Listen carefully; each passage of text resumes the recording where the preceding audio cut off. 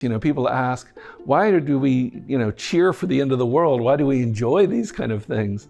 I think it's a way of sort of taking back control, in a sense, in a world where we really do feel often that we're not in control of what's going on. And in the movies, a band of hardy survivors or, ordinary people but doing heroic things because they have to. This really helps us make sense of our own world where so often I think we feel like we're out of control of what's going on. The very word dystopia wasn't even coined until after World War II, although there are predecessor versions of it. The idea that there are certain modern phenomena that have led to classical dystopian, novels now, Aldous Huxley's Brave New World, George Orwell's 1984, Fahrenheit 451.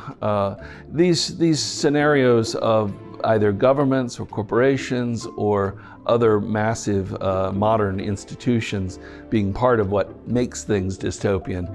That strikes me as very modern. There is a growing sense that these fantastic scenarios are still somewhat realistic.